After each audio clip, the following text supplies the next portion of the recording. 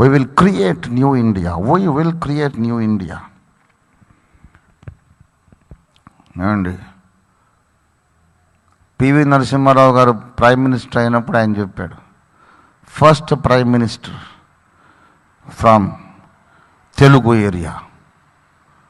ఏమండి, ఆయన ఏమన్నాడంటే, మన దేశంలోని రాజకీయ వ్యవస్థను గూర్చి మీరేమనుకుంటున్నారు అని ఆయన అడిగారు విలేకరులు. ఆయన ఏం చెప్పాడంటే, నా దేశంలో ఉండే ప్రజాస్వామ్య వ్యవస్థ మహోన్నతమైనది.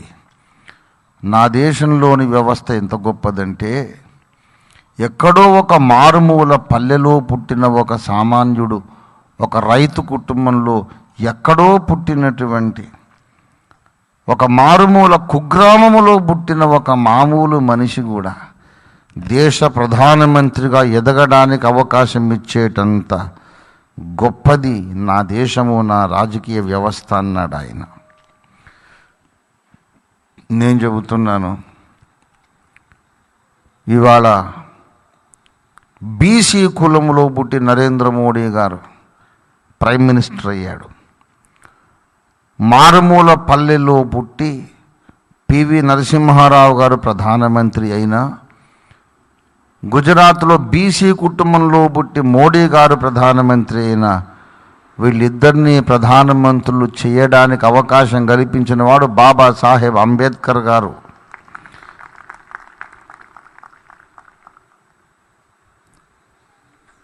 అనంత పద్మనాభ స్వామి ఆలయాన్ని దర్శించడానికి ఇందిరాగాంధీ గారు, ఆమె ఉన్న రోజుల్లో ఫస్ట్ టైం ఆమె ప్రైమ్ మినిస్టర్ అయినప్పుడు, ఇందిరాగాంధీ గారు ఫస్ట్ టైం ప్రధానమంత్రి అయినప్పుడు అనంత పద్మనాభ స్వామి ఆలయాన్ని దర్శించడానికి వెళ్ళారు.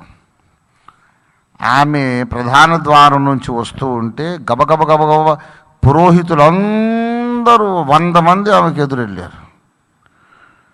ఆమె ఏమనుకుందంటే, నన్ను సగౌరవంగా ఆహ్వానించడానికి ఏమో అనుకుంది.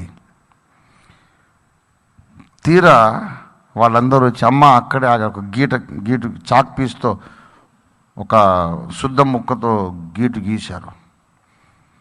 గీసి, అమ్మ ఇక్కడి నుంచి మీరు ముందుకు రావడానికి వీలు లేదు, నువ్వు విధవరాలివి, భర్త చచ్చిపోయాడు, అశుభం, నీవు ఇక్కడ దేవాలయంలో అడుగు పెట్టడానికి వీలు లేదన్నారు బ్రాహ్మణులు.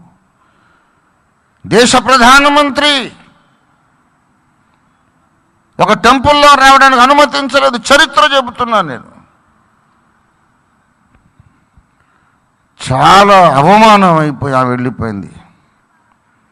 మళ్ళీ ఢిల్లీకి వెళ్ళిపోయిన తర్వాత పార్లమెంట్లో ఏం ప్రకటించింది తెలుసా?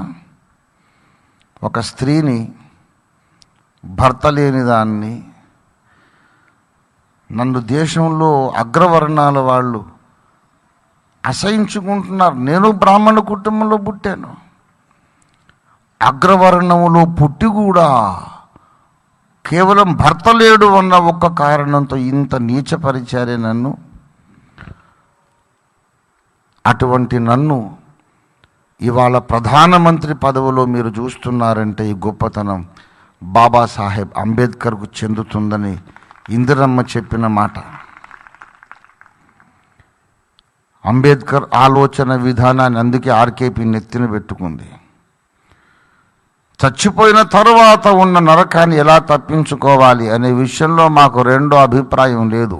యేసు రక్తము మాత్రమే ప్రతి పాపము నుండి మనల్ని పవిత్రులుగా చేస్తుంది. యేసు నామము మాత్రమే మనకు నిత్య రక్షణ ఇస్తుంది. నరకము నుంచి రక్షించగలిగేది యేసు రక్తం, యేసు యజ్ఞం మాత్రమే, యేసు నామం మాత్రమే. కానీ బ్రతుకుండగా, ప్రత్యేకించి మన దేశంలో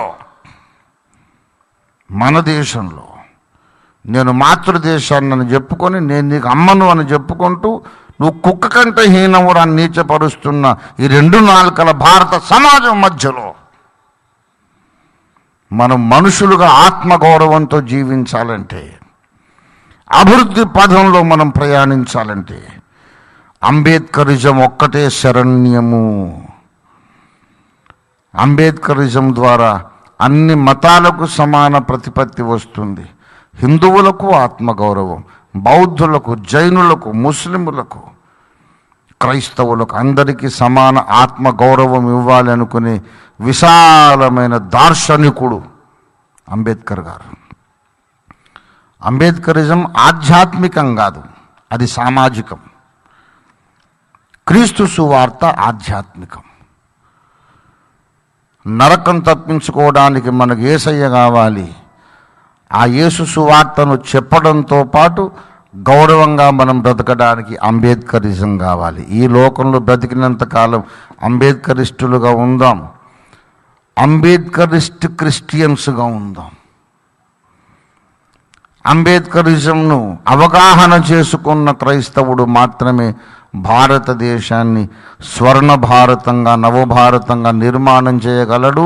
అటువంటి నవభారత, స్వర్ణ భారత నిర్మాణకుల దండు ఇవాళ రాష్ట్రీయ క్రైస్తవ పరిషత్. ప్రిలారా, మన దేశాన్ని బాగు చేసుకుందామండి. దేశం మనది.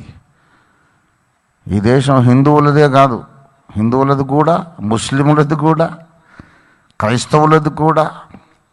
వాడు తలకాయలు ఏ మతమైనా నమ్మని, ఈ గడ్డ మీద పుట్టిన ప్రతి వాడిది ఈ దేశం.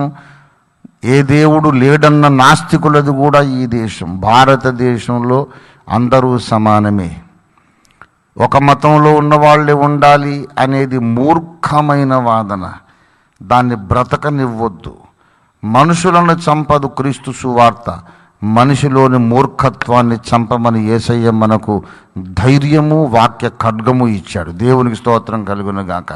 మనుషులందరూ బాగుండాలి, వాళ్ళ హృదయంలో ఉండే మూర్ఖతను అడ్డంగా నరికేయాలి. ఇది ఆర్కేపీ దర్శనం. ఇక్కడ ఉన్నోళ్ళు చాలండి, ఇక్కడ ఉన్నోళ్ళు చాలు. ఈ దర్శనాన్ని మీరందరూ పొందగలిగితే మీరే భారతదేశాన్ని బంగారు భూమిగా, భూతల స్వర్గంగా మార్చగలుగుతారు. ప్రభుని యేసుక్రీస్తు వారి యొక్క కృపచేత ఈ ఉదాత్తమైన పోరాటానికి పునరంకితమవుదాము రండి. జై భీమ్, జై క్రీస్తు, జై ఆర్కేపీ. ప్రార్థన చేసుకుందాం రండి, ప్రార్థన చేసుకుందాం.